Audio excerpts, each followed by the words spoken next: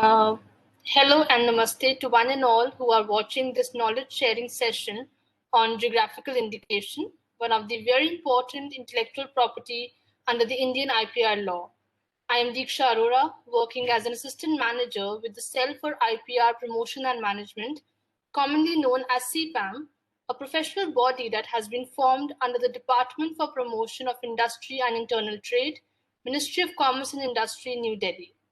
The adoption of the National Intellectual Property Right Policy in the year 2016 was a step forward to build a strong IPR regime in India, and the formulation of CPAM was to ensure the fulfillment of the 7 objectives of this IPR policy. Creativity and innovation is one of the key factors contributing directly to the growth of the economy of a country, and to ensure safeguarding of this factor, the knowledge of IPR law becomes very important.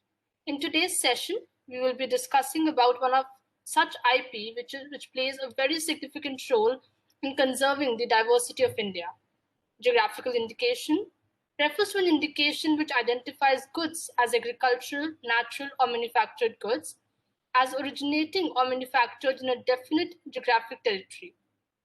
GIs are part of a collective and intellectual heritage that needs to be protected and promoted, and to discuss in detail about it, we have with us today Ms. N. Lalita, who is trained in economics and is currently working as a professor at Gujarat Institute of Development Research, Ahmedabad.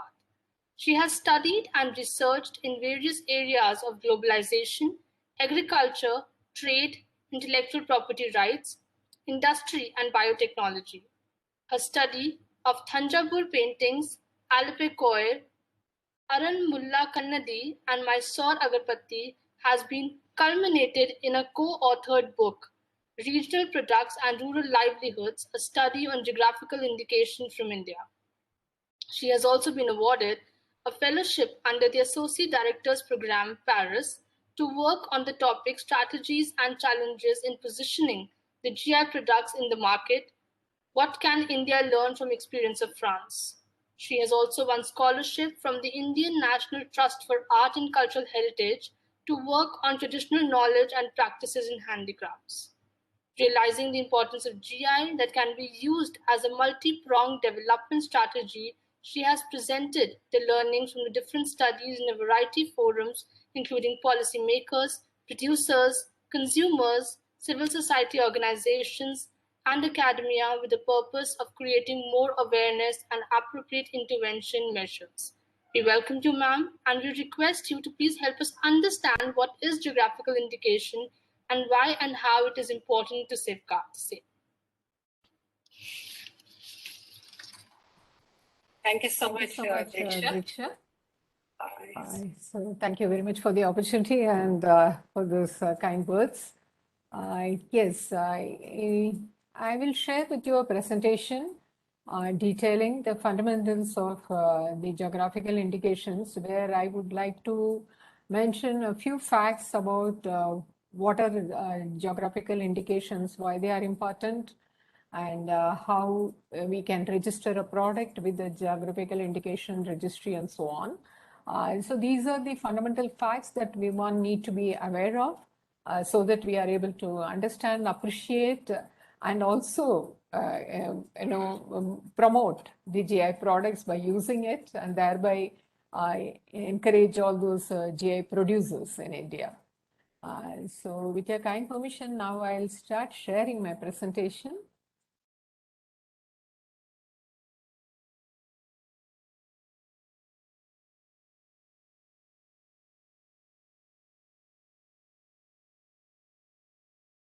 Is my slide visible? Yes, ma'am. Thank you. Yes, I'm with the Gujarat Institute of Development Research. It's located in Ahmedabad. And I'm very thankful to the Indian Council of Social Science Research, which has funded most of my research in geographical indications. Yes, let me just begin with saying what is geographical indication, and explain a bit about what is GI. So the GI, as Diksha mentioned in her introductory remarks, it is an intellectual property rights associated with a product that is originating from a particular place. So there is emphasis on the product originating from a place. So that indicates, yes, the geo factors are very important to qualify for a product to be registered with the Geographical Indications Registry. So why we emphasize on this geo factor? Because the association with the particular place or a region or a territory lends this uniqueness, the quality or the reputation or the special fragrance or a taste or that is associated with the product. Okay, so that is what the fine quality which we look for when we purchase certain products, like our daily consumption products, including the rice. Why we prefer a basmati rice over any other variety? Or if you are talking about the silk, the Kanjivaram silk over any other silk variety, why do you prefer? That's the fine quality which defines the GI. Okay, let me just give an example of how a product qualifies. Yeah. So in this picture, I have in this chart, I'm giving an example of apple and how that would become eligible for GI. Okay. And thereby you can understand what constitutes a GI. So when we talk about this apple from a particular place, we are saying this apple will be eligible for GI registration because it is produced in this particular area where the natural factors like the climatic factor, the soil, the rainfall, the water resources that are available, and particular varieties of apple that can be grown only in that area. So all these factors lend that uniqueness. Along with these natural factors, also the human factor plays a role in the method of cultivating apple or the method of harvesting and further processing it for use to the end consumer. So all these factors contribute to the uniqueness of that factor. So this is as far as the natural and the human factors are concerned. So the fact that a product, this apple, is grown in that particular area, also the natural factors contribute to the sugar content, say what we like in consuming an apple, the richness of that, and the color, which is very appealing when we go to buy the product in the market. So all these factors contribute to the reputation, and because of that reputation, it is traded at a higher price than the ordinary apple from any other place. So that's why we say the apple from the particular place is different from any other place because of these factors. Okay, so all these factors, when we are able to prove, then we can go for registering the product with the GI registry. So let me go back to the slide. Because these factors are available to all the producers and not to a particular single individual, that's why it is a collective intellectual property, right? And it is not held by a particular individual. It's held by, because all these factors, the natural factors, are available for everyone in that region who is producing that product in that area. So it's a collective intellectual property, right? And held by a community of producers who produce that product. So this is the big difference between the geographical indication and any other intellectual property like a trademark or copyright or patent. So why GI protection is required? So as I mentioned, because these products are associated with a particular place, when we are talking about the GI products from a particular place, we are talking about how the history, how it has been associated with that particular place, for what reasons and other things. So hence we are talking about the heritage, the culture, and pride of that product, pride of that locality. So when we say a GI product of a particular region, we are talking about an economic asset, which is an intangible asset of that region. And hence, these products need to be registered with the Geographical Indications Registry.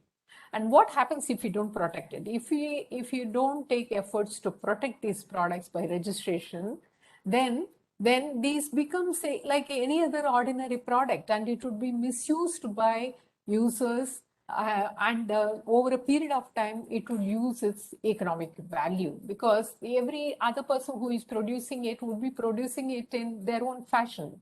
So the originality of making it or continuing to produce it in the way it was produced, so that the uniqueness of that place is reflected in that product, would be lost over a period of time if there is not production.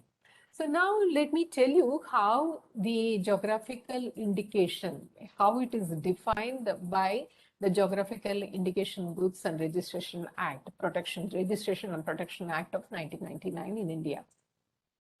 So as you can read it, GI in relation to goods means an indication which identifies such goods as agricultural goods, natural goods, or manufactured goods. So now the following words are very important: originating or manufactured in the territory of a country or a region or a locality in the territory, where a given quality, reputation, or other characteristics of such goods is essentially attributable to its geographical origin. So as I give the example of that apple from a particular place, so the geographical origin is very important for lending that uniqueness. Okay. So in this case, in the Indian way of protecting the geographical indications is very different and unique from the other countries, because in India, unlike the other countries, particularly the European countries, which protect only the agricultural products, in India, we have defined it to the goods is defined to mean the agricultural goods or natural goods or manufactured goods, whereby we include the handicrafts, the industry, including the industrially produced goods, including the foodstuffs. So now let me tell what are the details required to file a GI application. So first of all, because we mentioned earlier that geographical indication is a collective community intellectual property right. So we require a producer association to register a product with the geographical indications registry. So the presence of a producer association is required, or if we are going for specifically for the purpose of registration, then we have to create one. And if the association may take a help of an individual to file this application with the GI registry. Okay. So when we go for filing, we require a strong statement of case. What is called as a statement of case is we need to provide evidence regarding the association of the product with that particular place, the geographical region, over historically, like over a period of time, or how it has been associated for a long time with that region.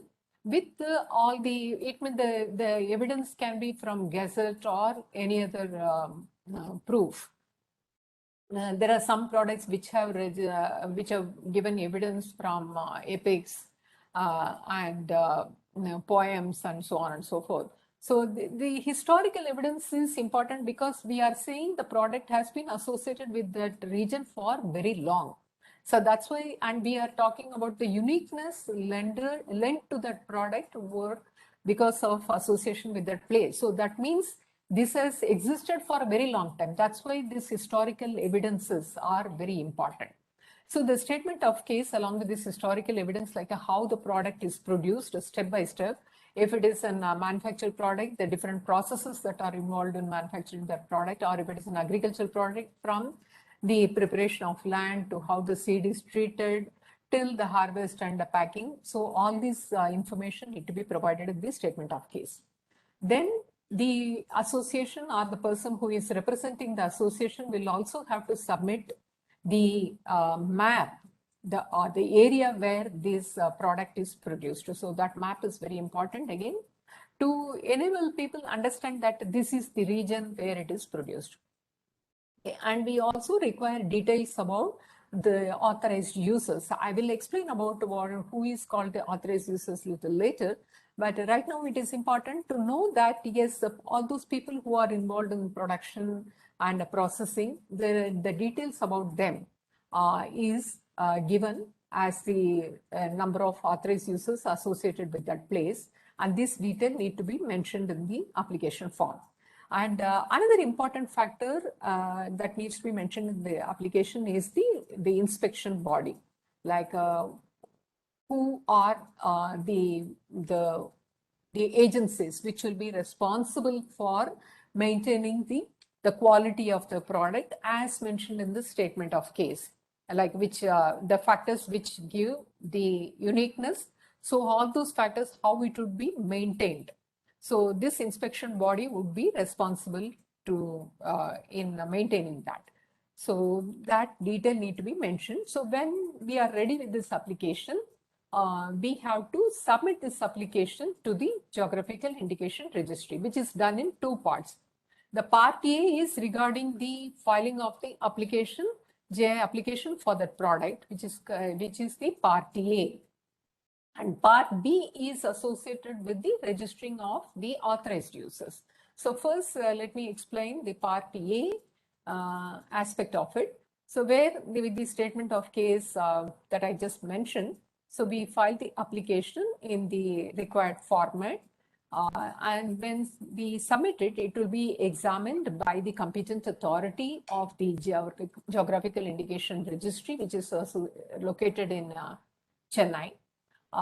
So this examiner, after going through that, after going through the application, if there is any objection, he would inform the applicant or the association or the person who is filing this application on behalf of the association. And there will be an opportunity to hear the applicant. Okay. So if there is satisfactory reason given for any objection that is raised by the registry, then the application would be further processed. It would be accepted for further processing. If the response given by the applicant is not satisfactory, then it would be refused. Okay. So in the case where the objection has been satisfactorily explained by the association, then it would be accepted for further processing, whereby it would be advertised in the GI journal. So why we are advertising in the GI journal is that if there is any opposition for filing this application by any party on the ground that the historical evidence is not authentic, or the process of producing that product is not correct, or any reason or any other ground, so it may be refused, or if it is again satisfactorily explained, it would go for further processing.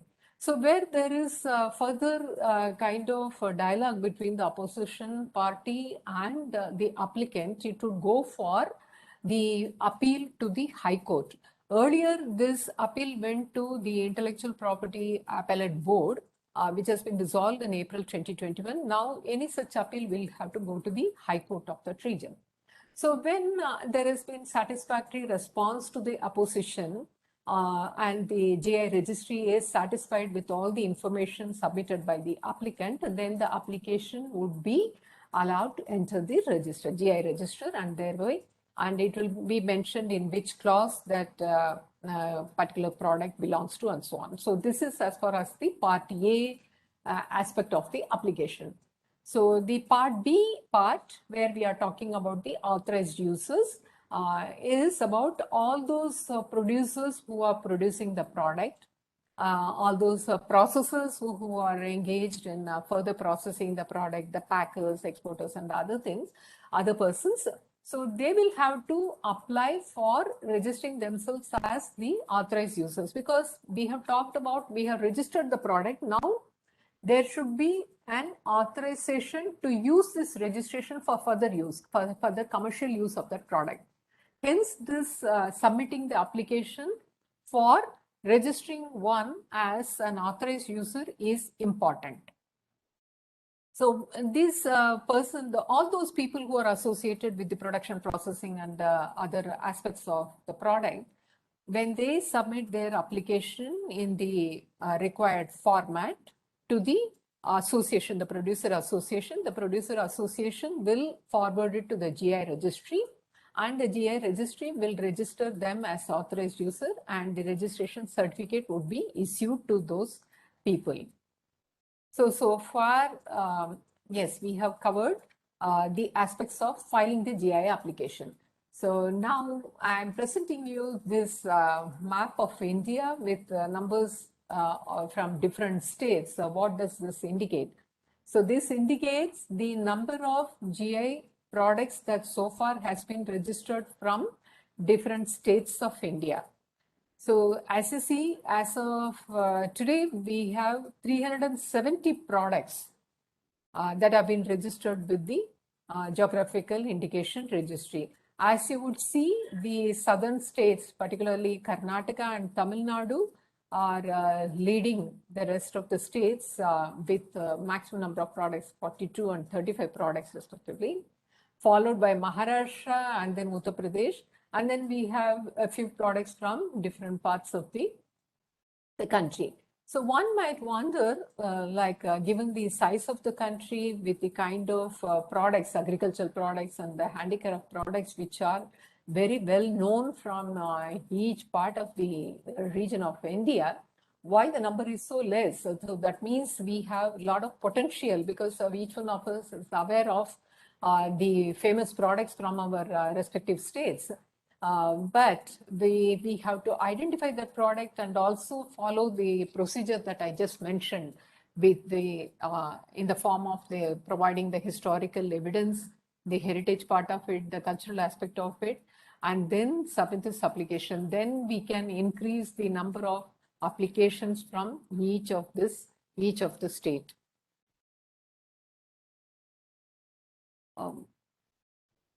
Yeah. So what happens once the product is registered and when it is not registered? So when it is not registered, I explained you the product is viable for unauthorized use by different people. And when it is registered and when the product is when we don't have adequate authorized users, then we also come across this case of GI infringement. So before I talk about the infringement, let me just explain what is infringement. Infringement of an intellectual property right happens when somebody uses the IPR without the consent of the original IP right holder. So in this case, when we are talking about the GI infringement happens when a product that is produced in the GI area is sold by somebody else who is not belonging to that region, that the GI jurisdiction, which is depicted in the map, but is selling the product as a GI product. So this is actually the case of passing off. Under the unfair trade practices, it is called as a passing off. So this is the infringement. So the product is sold by somebody else outside the GI region who is not a GI producer, and he or she is selling this product as a GI product, even though it is not coming from the GI region. So I can give the example of this Banarasi sari. Whereas the GI registration is for the hand-woven Banarasi sari, but we see in the market there is a lot of the power loom made Banarasi saris, which are sold as the hand-woven Banarasi saris. And people, because they can't distinguish between the hand-woven and the Banarasi sari, the hand-woven and the power loom produced sari, they buy the power loom at a cost of the hand-woven, and yes, that's how the infringement happens. So what is the economic and the social cost of infringement? It is huge.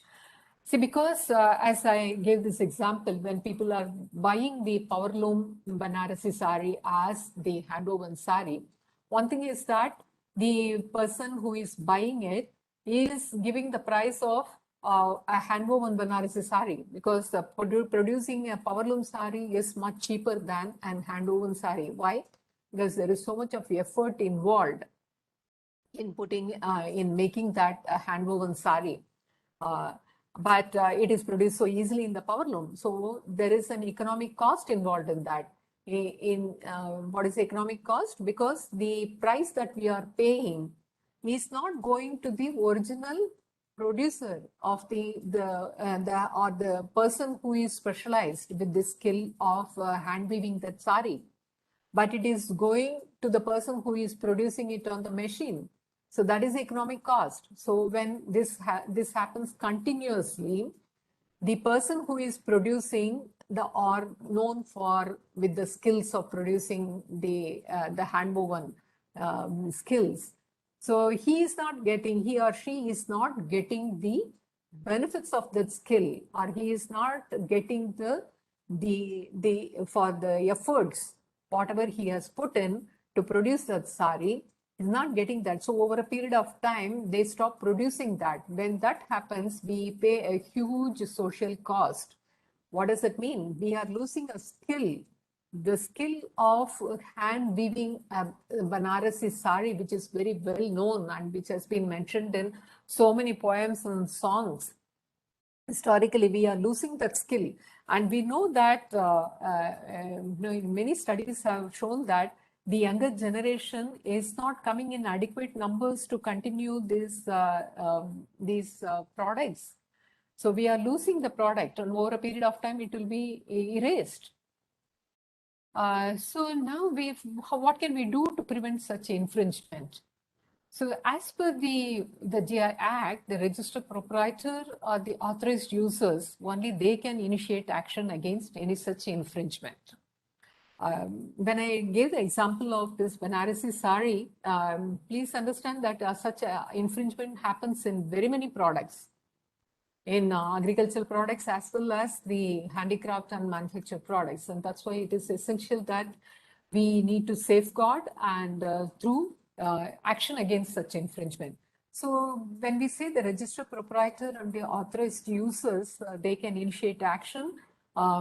Basically because individually we can't fight these cases, as it involves a huge efforts to when we take the case on legal platform. Hence, the collective efforts of the authorized users would be very essential. And for this purpose, it is required that there are more persons who are identified as authorized users of the product, of the different products.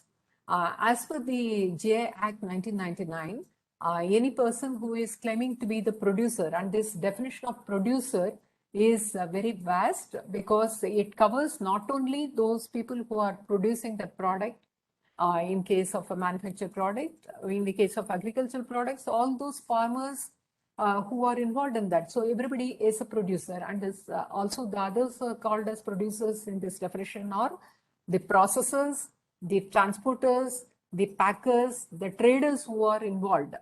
Because each product is not sold in the market directly by the producer, but it goes through a chain of people, the different agents who are involved in selling that product. So in some cases, value addition might also take place. So all those people who are involved in the supply or the value chain are also called as producers, and plus these exporters who are exporting the product outside India. So all these people who are involved in the chain are called as producers as per the definition of the GI. So we can, what we understand from this definition is that all those people who are the different stakeholders involved in the chain need to be identified and registered as the authorized user for any collective action that is required to prevent infringement and also to position the product in the market.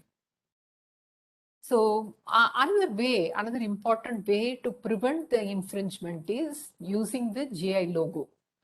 The GI logo, which is along with the QR codes, the quick response codes, which can give the name of the authorized user and the other certification, and also the association which is the registered proprietor of the product. So all these can be revealed by the QR code. So along with the GI logo, if you are able to use, then we can prevent the infringement. And another possible way of preventing infringement is selling the GI products through exclusive GI stores. So why I mentioned this is when GI products are sold along with any other product in the general, say in the case of textile, in any other clothes store, then the person who is selling that product should be aware of the GI status of the product. Otherwise, the person who is selling is going to be just displaying the product like any other piece of textile. So that way, the consumer is not going to be aware of what is the uniqueness of the product that he or she is buying. So when we say the exclusive GI store, we are creating these exclusive stores with the people who are the store that would be manned by people who are aware of the product from different region, what is the uniqueness, what is the speciality of the product. So they can tell the consumer what is the uniqueness of, and the consumer can then decide the price that he or she is paying is worth it. So that would be the advantage when we are selling it through the exclusive GI stores. So let me tell what is the advantage of using this GI logo. I just mentioned about it, and how we can use this logo. The GI logo is owned by the Department for the Promotion of Industry and Internal Trade, and which has designed it in the beautiful Indian tricolor. And it also has the tagline, which is appearing even in this presentation in the right-hand side corner, topmost corner. Invaluable treasures of incredible India. So if you look at each of the GI product and learn about what is the uniqueness of that product, you will appreciate this line, invaluable treasures of incredible India. And this GI logo can be used by all those producers, and it can be used only on Indian GI products, which are registered in India and also registered abroad. But only on Indian GI products we can use it, and thereby it cannot be used on the non-GI and the foreign GI producers. They cannot use this logo. And the other important thing to be noted is that there is no fee to be paid for seeking the permission to use the logo, though the DPIIT wants this logo. Particularly if the producers, the registered proprietors and the authorized user can use the GI logo without any prior approval from the DPIIT. However, if we inform the DPIIT through the requisite form, then the DPIIT is aware of who are the people who are using, and there is no misuse of the logo. Okay, this is also important in preventing the infringement. So it is desired that we inform the producer and the authorized user who is using the GI logo informs the DPIIT. But when we say it is not required to inform the DPIIT, but the persons who are selling those GI products other than what they produce are using those products, they need to get the permission to use the logo. So now let me tell what are the, how we can realize the potential of the GI label on the GI products when we use it and why it is important. See, when we talked about the heritage or the culturally very rich products of different regions of India, when it is sold without any label, as I just mentioned, the consumer would not be realizing that they are producing a very unique product. And when they don't realize, then the price paid for that product is not going to be different from any other product. So it is important that we not only register the GI product with the registry, but we also use it appropriately with the GI label. For this, there is the need for these collective organizations, to facilitate the success of these GI products. If we look at the example of the EU, some of these agricultural products are very famous all over, and they very fiercely safeguard these GI products. And how it is done? Because there is an association which is looking after the production, the quality aspect, and also how it is further marketed in the market. So the use or the prevalence of the collective organization in the form of the producer organization, or in the case of agricultural products, the farmer producer organization or farmer producer companies are very important in ensuring the success. And these, once these associations are formed, the producer associations are formed, they can also ensure that the quality, as mentioned in the statement of case, is used by the producers. Because when we are talking about the product, it is produced not in a particular when in a particular region means it can be different villages, different talukas and different districts in a state. So we require these associations to oversee, monitor how the quality is maintained, and also the traceability that the product, in the case of agriculture products, it is adhering to the standards that are mentioned in the statement of case is followed till the end. Till the end means till it reaches the consumer. So it is mentioned. So this traceability aspect can be maintained by this collective organization. And also the wide publicity about the GI products is important. So right now, when the consumers as well as the different players, the value chain that I mentioned, are not aware of the GI status of the product. For this reason, it is important that we publicize the product.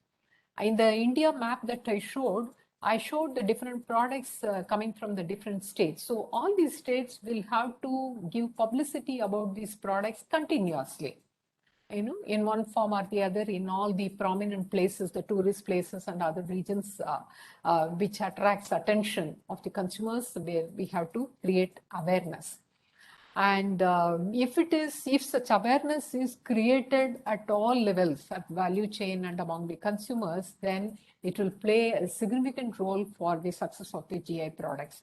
The success is in getting the appropriate recognition for the producer and also the returns, monetary returns for the producer. In this aspect, the consumers have a big role to play, what I call it as a responsible consumerism. See, in these days of globalization, we have the option to buy a particular product, say sari, Kanjipuram sari, for example. We have the option to buy it from the different malls, or we have the option to buy it from the producer.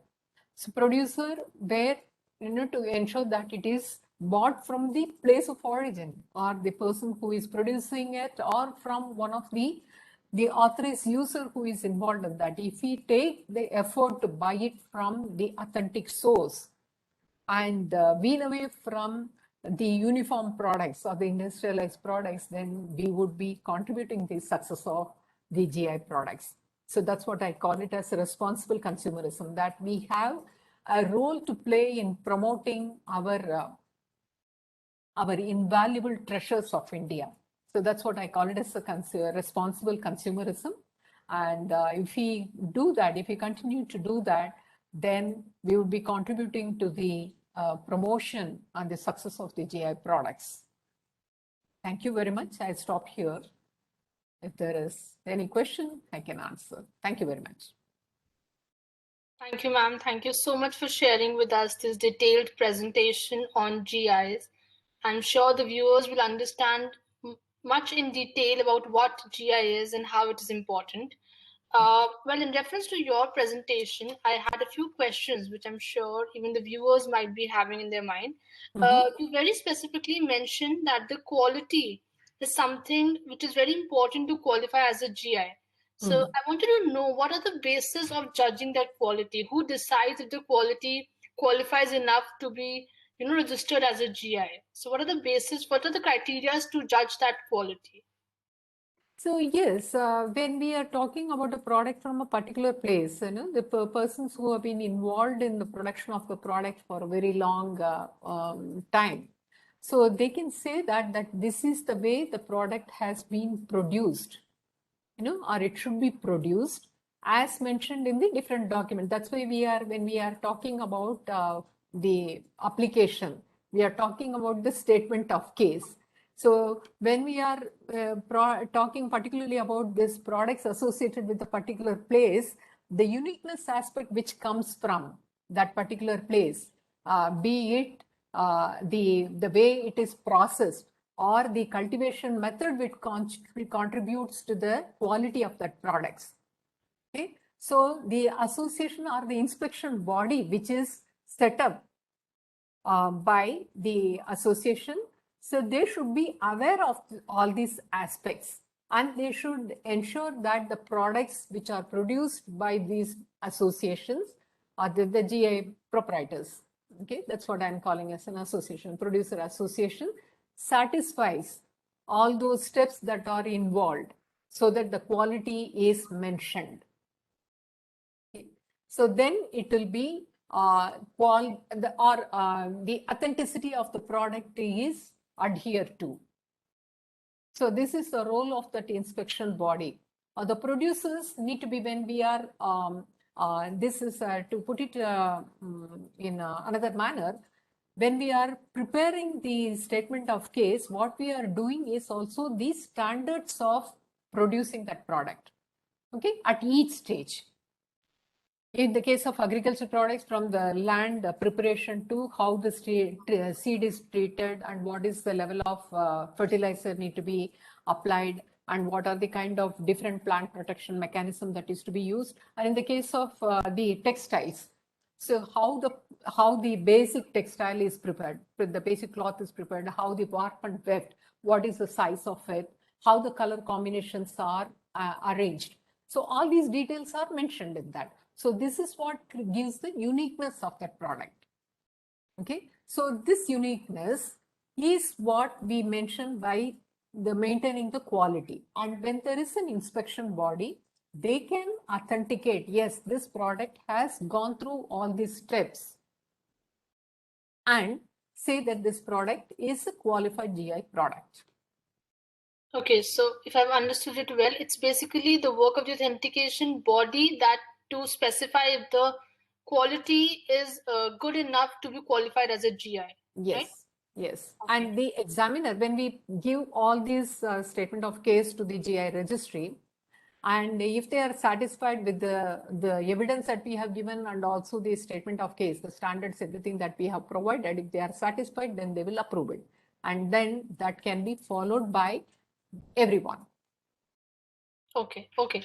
Ma'am, other than GI as an IP, trademark is also which talks about the quality of the product. We actually come to know if one product is better than the other depending on the trademark that it owns. So how is GI different from trademark in that respect? Yes. See, when we are talking about the trademark, it is associated with a particular company or a particular corporate sector. Okay, so that can be identified, a product or a group of products that can be identified with a particular company. But in the case of GI, we are talking not a product from a particular company, but from a particular region. Okay, so it is different. It is, we are not talking about a particular company. It is from a particular region. So that is the main important aspect of it. But then in that case, can a GI be trademarked? Like from a particular region, a product coming from a particular region, can it also get a trademark to, No, it cannot be registered as a trademark. Okay. It is not, it cannot be called as a trademark. So the authority, in some countries, the trademark authority registers the product, but here in India, what we follow is a sui generis system. So that's why we have developed, see, under the trademark, under the geographical indication system, we are identifying the manufactured products, the food products, agricultural products, everything. Okay, and there is a separate geographical indication registry also. Okay. Okay, to take care of this, to look after the registration and to issue the certification. So it is not coming under the trademark, and it is not a trademark. The GI is not a trademark. We may call it as a collective mark of this producer. Okay. Okay. So if it's a collective mark and because GI owns a collective right, so does it mean that only an association can file for a GI, or does it give an individual also a right to file for a GI? Can an individual also file for a GI? No, Or does it have to see, no, an individual cannot file. An individual on behalf of an association can file an application, but an individual cannot file, because if you remember the slide where I showed about the Apple example. Right. So when we are talking about the GA, what we are talking about the uniqueness lent to the product because of a particular geographical factor, be it a climatic factor or weather or natural resource or anything. Okay, so that is not available for one particular producer. It is available for everybody in that region. Okay, so that's why it becomes a community right. Okay. Okay. So in that case, if one geographical area has more than one GIs, if they have more than one products which are really diverse and good, which can actually qualify as a GI, so can they file for two or more GIs in the same form, or will there be different forms for different GI registrations? No, they will have to apply in different forms. Okay. So even if the same region has more than one product, they will have to apply it separately in different forms for these different products. And how much would be the cost for the registration of one GI? It is about 5,000 rupees. It's 5,000 rupees and Okay. application has to go in triplicate.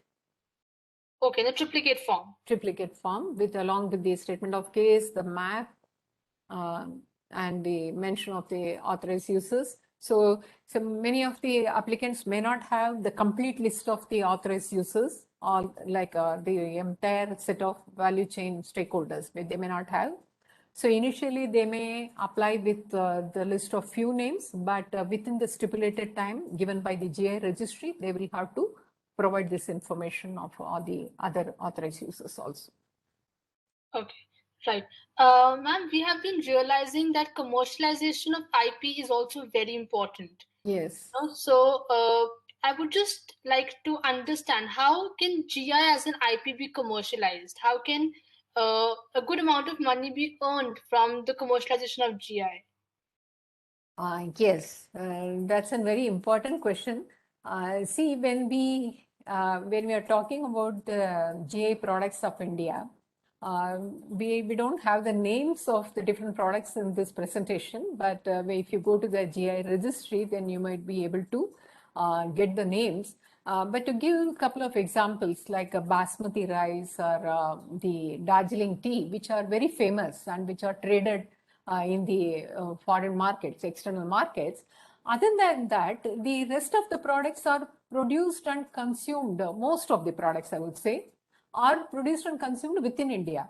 And some of the products which are sent abroad, like, the agricultural products, different agricultural products, mangoes, grapes, and bananas. So these are also exported outside.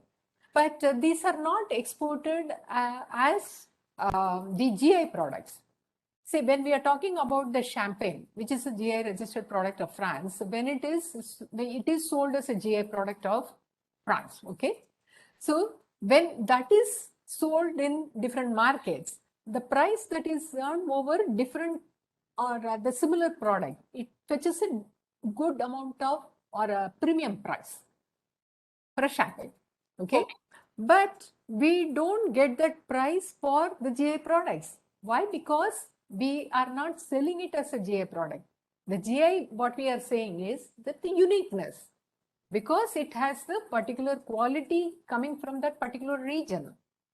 Okay, and the producers, by following the standards, okay, of producing that product, they are maintaining that quality so that the association of that link with the region is maintained continuously.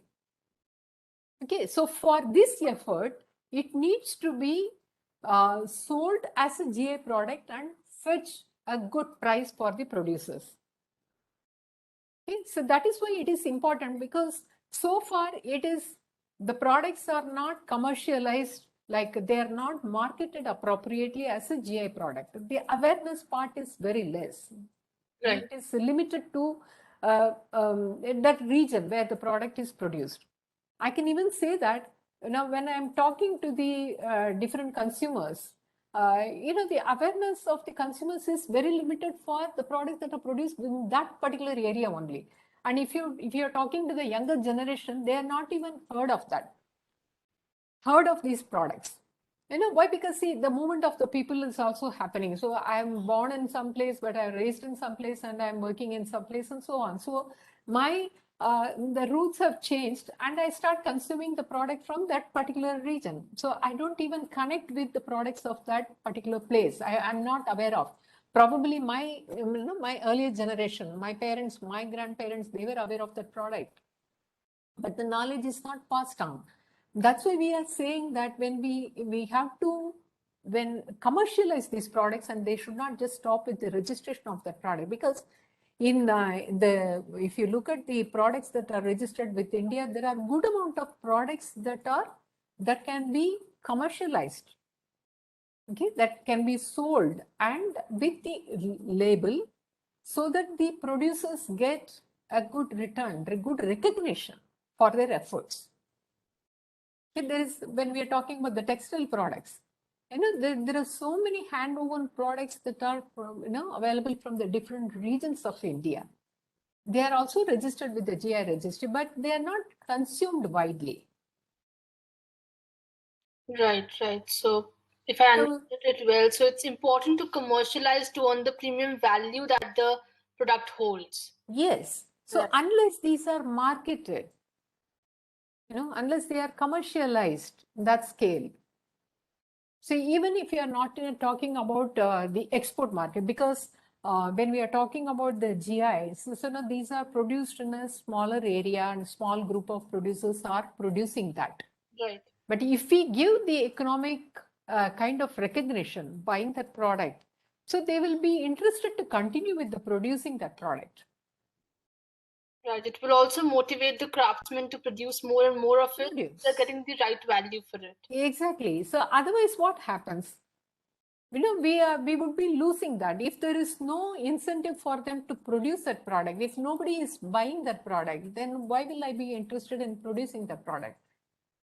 True, true. So over a period of time, it will be the production will completely stop, and it will also get erased from the memory. When the older generation is gone and the younger generation is not aware of, it is erased from the cultural history of that place.